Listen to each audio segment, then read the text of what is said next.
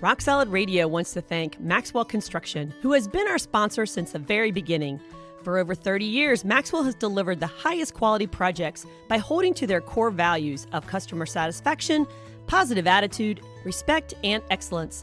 So if you have any kind of commercial construction need, give Maxwell Construction a call today at 812-537-2200.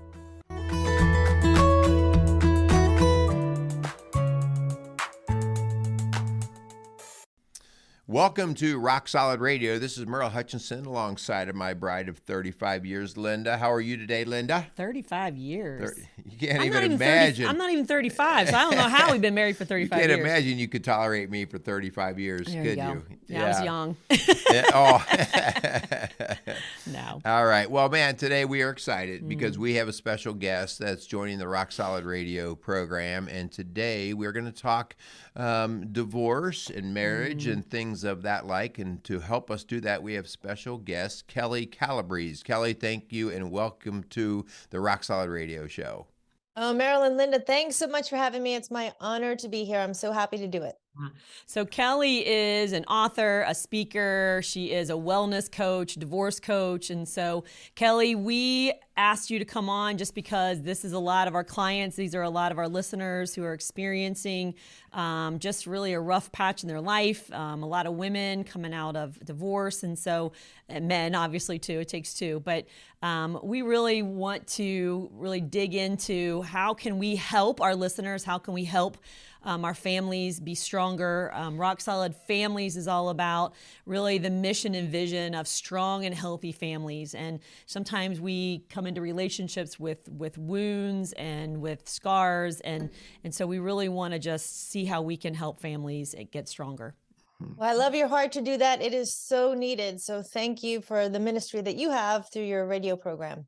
Yeah, we do. You know, we see a lot of our work kind of from two angles, and one of them is kind of we think of as almost the emergency room angle, and that's the here and the now. That's what walks in our office, and that's what we actually do as coaches.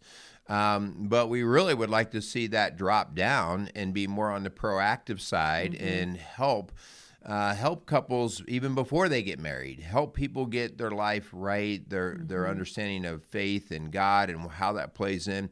We'd like to be much more proactive so that maybe 10, 15, 20 years down the road, we are not seeing the things that we see. And so, you know, you have a story here, and I'm sure you're going to be able to help us with both sides. Like, what do you do in the emergency room of this? But also, like, what could we do on the other side so that we could be preventative? Yeah.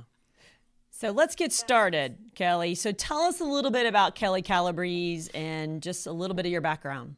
Okay, yeah, I have had such a blessed life. I grew up in New York and New Jersey, two amazing, hardworking, blue-collar parents, and I knew really early on what I wanted to do. So I got into fitness, nutrition, and wellness, and really was an incredible 35-year career of owning and operating health clubs, managing corporate fitness centers, writing, teaching, consulting, editing. I got to speak all over the world, write best-selling books.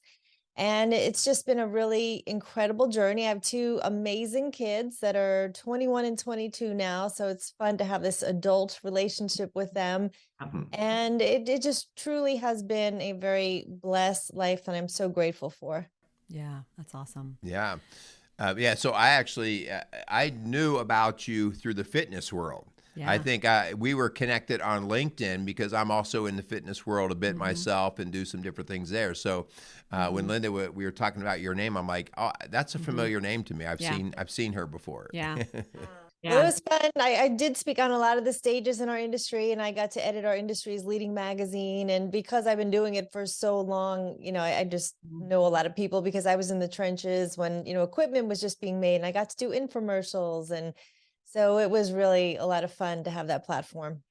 Yeah. So tell us how you got where you are today. You know, what were some pivotal points in your life that have really maybe changed the direction of where you are today? Yeah, so big turning point for me was we did move from New Jersey to Dallas, and that was at the time for my husband's job, and just love being here in the buckle of the Bible Belt. Been here 17 years now, but really thought things were going pretty well, living the dream and the $1 million home and all the luxury cars and vacations and, all the things. And was really blindsided when my husband of 24 years came home and said, my commitment to our marriage is zero. And he left. And it just put me into shock. And it was a very difficult journey. There was a lot of unreasonably difficult things that happened in the year, 2, 3 years following that. But I decided that I needed to make it my mission to be well. And I made it a full-time job. And I did whatever I could do to heal my heart, to heal my soul, to make sure that I never repeated this again, and to do what I could to make my kids whole again. And so I was very, very committed and seeking the things that I could find to help me understand this and to just readjust in a healthy way. And it took a couple of years. I wish there was like one shortcut to it, but knowing what I now know, I can help other people accelerate the process. But that was a major turning point in my life. I mean, there've been things I've lost, parents, and there's been death and car accidents, but the biggest turning point for me was the divorce, because my identity really was lined up as his wife. Yeah. And so it was a complete, readjustment of who I was. The word healthy, I hear you say over and over again, is a huge theme for me when I work with a woman who has been devastated or betrayed or just blindsided, as you mentioned. And, the reaction can be all over the place, right? Of just victim or revenge. And the point is, we want to help women and couples and families get healthy. And so tell us, what was some of the initial advice, the helpful things that really helped you kind of initially get healthy? Yes. I had friends who had been divorced, but not having been divorced, I have to say, I was a terrible friend. Like, I really didn't know the depths of how guttural, like right down to your soul, that divorce can be. So I wanted to be a better friend to my friends, now being ahead of them if they're going through this. But, some friends came along and they're well-intentioned, but just not necessarily equipped. You don't even know what to say if someone's house burns down or they lose a child or they're going through it. Sometimes they're just not equipped. So there were things that were not helpful, and I know intentions were good, but were hurtful. Things like, oh, you'll be better off. You'll be so glad he left you. You'll be thanking him one day, and now 5 years later, I can say that. But in the moment, it was like, just shock and horror. So I went on retreats. I went to conferences. I hired coaches. I went to counseling. I read the books. I watched the TED Talk. I mean, I really did a lot of things, and it was bits and pieces of things that I picked up that really peeled back layers. One of them was when I got certified as a divorce coach. I did that for me. I didn't know I would be a divorce coach, but it was just more knowledge, more content. And one of the things that I found out was the person who leaves on average has been thinking about it for 2 years. And that was just a revelation to me, like, wow, he's got a 2-year head start. Like, he's already been thinking about what he's going to tell his parents and what he's going to say at work and where he's going to live. And where I was blindsided, I was like, oh my goodness, like he was way ahead of me. So just that knowledge really, really helped. And then another friend, my former husband was re-engaged and remarried in a minute. I mean, it was just like an assault on me. And I remember seeing on social media that he was remarried, and it was just like, you think you're doing okay, but it was a massive trigger. And a friend of mine said, Kelli, you're depressed and it's good. And I was like, what do you mean? Like, how could, Yeah, that doesn't make sense. Yeah, that doesn't sound good at all. She goes, you're on the upswing. Depression is on the upswing. I'm like, what are you talking about? And in all of my years, being a faithful person and studying personal development, no one had ever shown me the grief cycle. So that was another knowledge piece of information that once I understood that, like, oh, you start out in shock, and then there's the numbness of, you can't even, your brain isn't working. I mean, the PTSD sets in. Then there's the denial of, okay, no, this isn't happening to me. This isn't real. This isn't happening. And then there's the emotional outbursts. And I was never really an emotional outburst type person, And then there's the anger. And I was never an angry person, but I found out there's different forms of anger, like bitterness. That was me, capital B. I was bitter and I was justifying my bitterness. And then there's fear. And again, I was never really a fearful person, but you start thinking about your future and you go into fear. And then there's just like this searching, like, okay, how am I going to land? And what about the kids? And what about school? And what, and then there's this chaos time of, moving the home and moving the kids and the dog and, all of that and the holidays. And then panic can set in. I had never been a person who had a panic attack in my life. And I was just hyper anxious, and I ground my teeth down to nothing in a 6-month dental visit where the dentist was like, what happened? I mean, I would just wake up with my nails just into the flesh of my palms and just sit up in bed going, rejected, rejected, reject. I mean, I didn't even recognize myself. And then there's guilt because you feel like you destroyed your family, even though you didn't do it. And then there's all the loneliness. And of course, COVID divorce doesn't help. And, there's the isolation, but eventually you get to depression. So when my friend said, finally, I'm depression is just good. depressed. Yeah. She's like, and I even went to a counselor and he has you do the profile and he looks at my profile. He goes, Kelly, I've done tens of thousands of these sessions. You're one of the healthiest people that I know. You're not psychotic, you're not neurotic, you're not, narcissistic, you're none of these things. You're so empathetic, but you're depressed. And it was like someone said I had cancer. I was like, wait, you don't know who I am. Like, I'm the coach. I encourage everyone else. I can't be depressed. But again, the knowledge of, okay, what am I pressing down? And in this process of grief, you're almost getting ready to re-enter. And so then when you get past the depression, then you're looking for, okay, new strengths, new hope, new pattern, new relationship. And you get to the point where I got where you start helping other people. And that's when you really adjusted to the loss. And that's part of the process of the lost adjustment, when you can be ahead of someone and help them. And then I took it to a whole nother level where I really learned how to build joy. And so at some point you have to stop the grief and start building the joy muscle. So those are just some of the many highlights that I wish that I knew before, but it's been a process.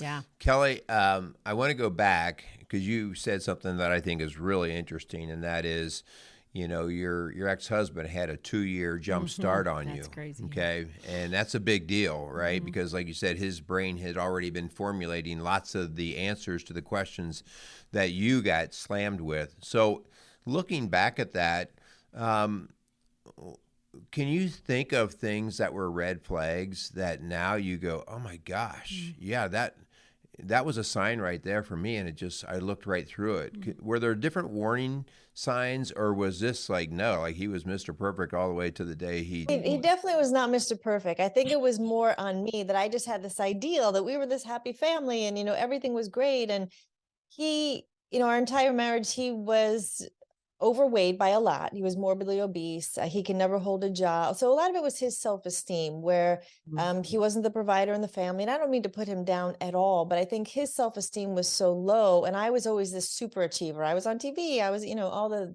best-selling author. And so I think part of it was he just got to a point where he kind of felt like a failure, even though I didn't make him feel that way. I think he felt that way. So looking back, that was one of it. I believe, he did think the grass was going to be greener somewhere else if he had a fresh start.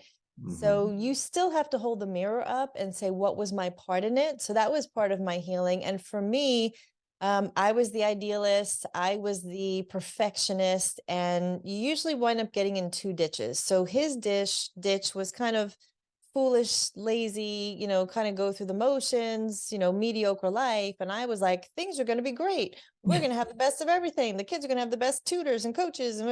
And so because he became, sort of foolish, lazy, I became hyper controlling, perfectionistic.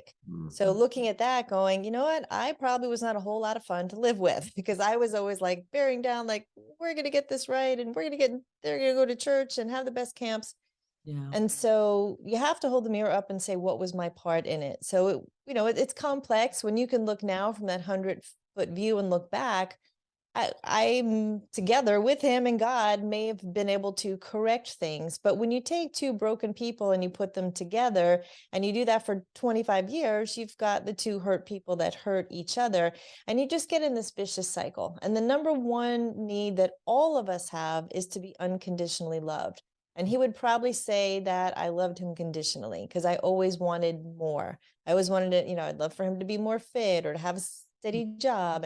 But the number one need a man has is respect. And while I didn't intentionally disrespect him, I think in his own heart, he knew that he wasn't holding up as the leader in our family. He wasn't the provider. He wasn't the spiritual leader, all of that. And the number one need a woman has after the unconditional love is to feel secure. And I never had security in him. So now I'm in the fear of I have no security in him, and he's in the she's disrespecting me. And you get into this vicious cycle. Yeah. So again, it's easy to look back and see now, but when you're in it, it's not as easy to see because he starts going, well, she's not disrespecting me. I'm going to do more things that make her feel less secure. Right. And then I feel less secure. And then I'm not going to respect him because he's not doing the things I need to feel secure. And you go round and round and round. Kelli, can I just tell you that what you just kind of went through right there is, first off, it speaks very highly of your willingness to have humility. Yeah. We talk about all the time. You have to own your part of it. Right. And when you're hurt, you go into a defensive attack or passive aggressive mode. And so you got to figure out, what this person did to you. And the idea, as you said, we really don't get true healing until we see our part in whatever it is, whether it was a little part or a big part or whatever, but it was the interplay, how you guys did relationship, that you didn't love each other the way each other needed to be loved, right? And we don't understand that sometimes until it just finally blows up on us. But I just appreciate, first off, the idea that you have a heart that you can say, it wasn't like this guy was a bad, mean, evil dude. It was just that we weren't speaking the same language. We were dismissing each other. And over lots of time, we fell apart. So, yeah. Yeah, I hear you say, Kelli, two reasons we share all the time that people are stuck. And one of is that they minimize the problem. Oh, it's good. We're fine. Everything's great. And then the other one is projection. Like, it's someone else's fault. If you did this, I would be better. We would be better. And so we just stay stuck. We just wallow in it when we continue to do that. Let me ask you this about your kids, Kelli. How old were your kids when you guys divorced? My daughter was 16 and my son was 17, really just turned 18. Yeah, like a few weeks before. Yeah. Yeah. So how did this all affect them? You know what? When you're hurt, you're going to do something. And you can pick what that thing is. There's, kind of a handful of things you're going to do when you're hurt. You can isolate. You can be outwardly angry. You can try and be the best one. So be the best at school or the perfectionist, or you can be the sick one. There's a couple of take your choice. When your heart is hurt, you are going to do something.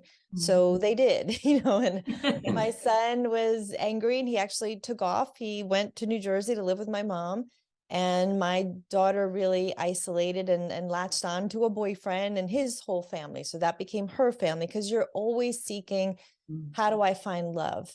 And so even if it's in a negative way, like, I'm going to be the rebellious one, because that's another form of getting attention, even if it's not positive attention.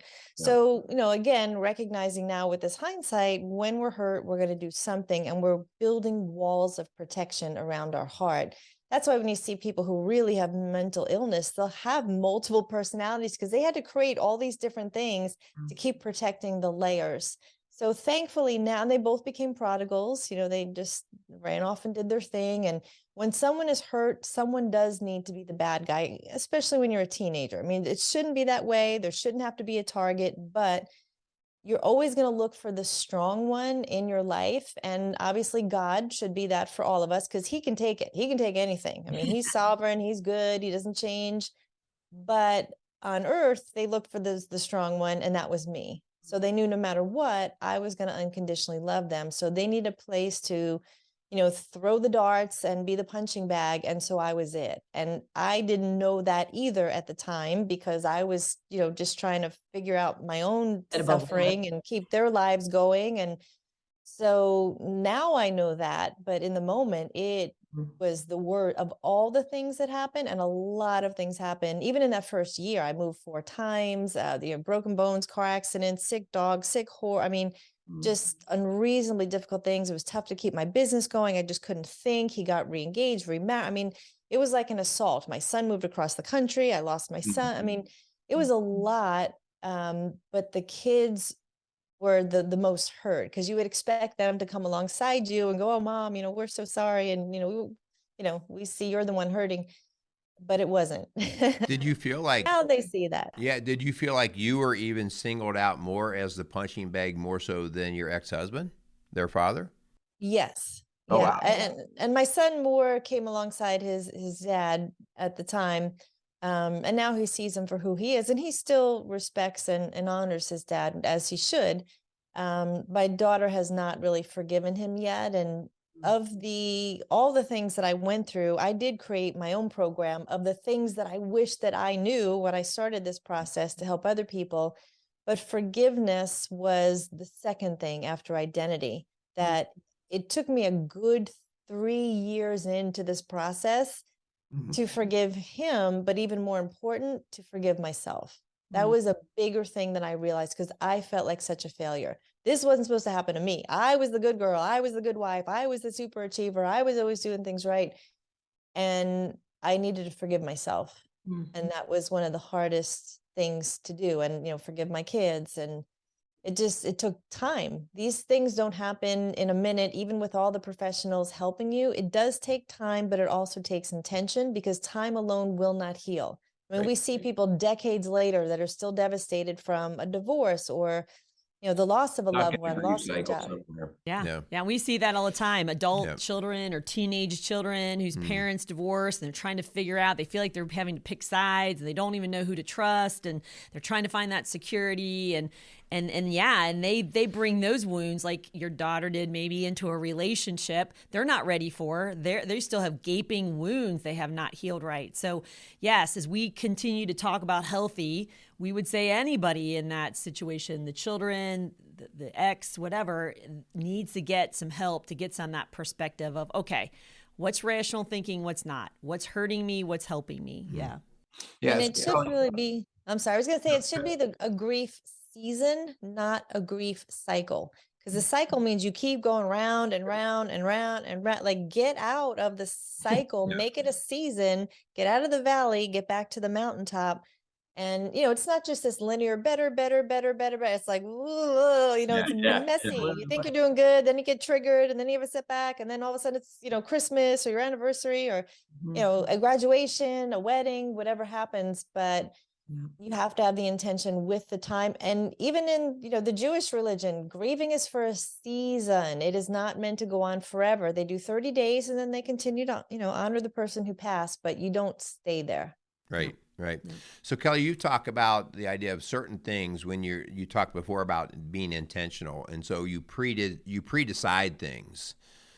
So what are some of the things that you finally said, okay, I am pre-deciding, I am going to what?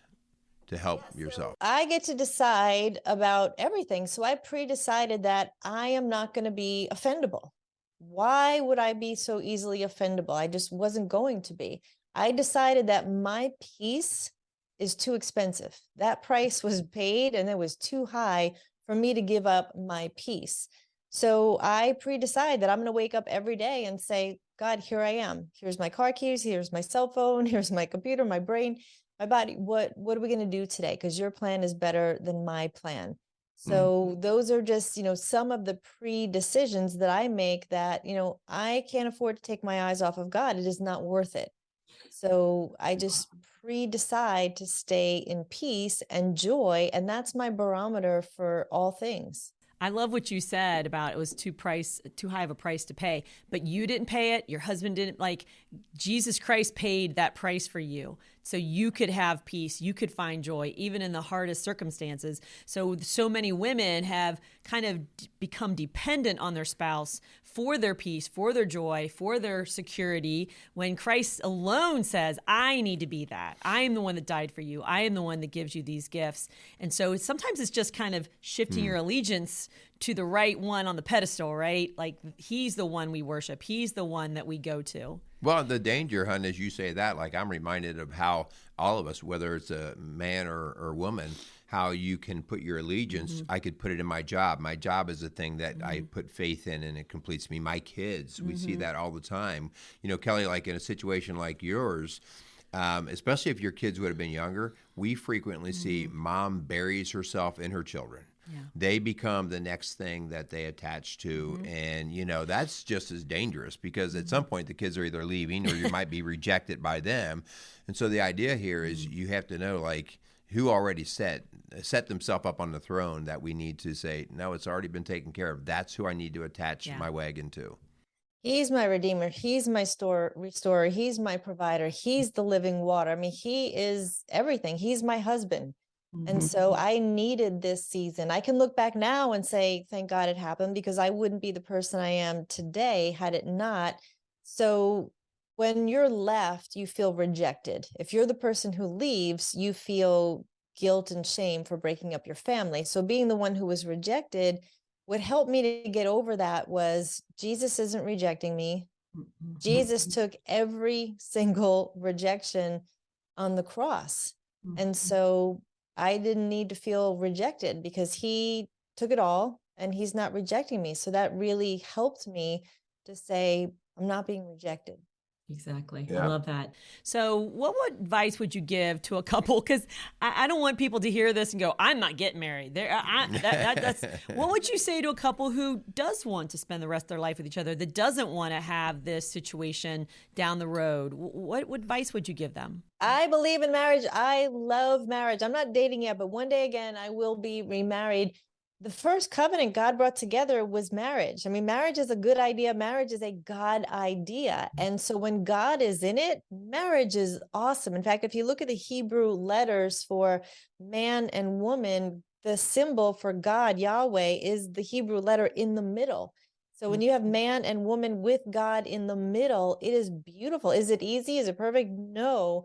But with God, you're that branded string that comes together that is not easily taken apart. So do the pre-marriage, counseling, go to the marriage conferences, keep dating each other, go to church together, get all the workbooks there's so many good ones on marriage and Love Dare, and you have to keep fighting for each other. You're supposed to pull out the best in each other, but you also pull out the worst in each other. Your spouse is going to get the worst in you, but they're the most intimate, the most intimate person with you, with God.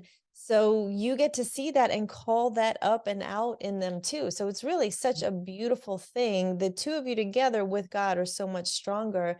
Yeah. But no matter what, you be strong with God, no matter what happens, because none of us have tomorrow. We're only guaranteed today. So be right with God. Know your strength is in God, not in your spouse. But the two of you together is a representation of heaven on earth. It's God's covenant.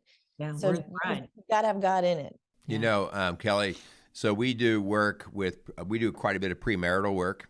And in the premarital work, I did a show not too long ago about the idea we did this show about how when we did premarital counseling as a couple, I rejected every minute of that. I didn't want to go. This is ridiculous. This is stupid. It's a beautiful weekend. They can't teach me anything. And it was that sort of that pride and arrogance that comes when every 22, 23, 24-year-old who thinks that they're all that.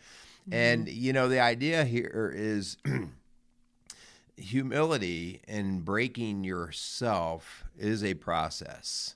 We train our kids up to be strong leaders, and you're the commander of everything you do, and you're in charge. And we're really shaping them for a ton of arrogance. And the seed of our faith is through submission. Surrender. And so, now I think back about how arrogant I was the fact that we stayed married was just like amazing because, I know better. And so part of the deal is, and now I work a lot with men, and now because I see so many young men, I see myself in them. I'm like, okay, dude, like we're going to break down this little cockiness in you, because if you can't be coachable, if you refuse to listen, if you refuse, then you're going to go a hard, rough trail in being humbled at some point in time. God's going to get your attention. Yeah, the Bible says that every knee shall bow and every tongue confess. So whether you get on your knees on your own or you're going to get knocked to your knees, you're going to be on your knees at some point.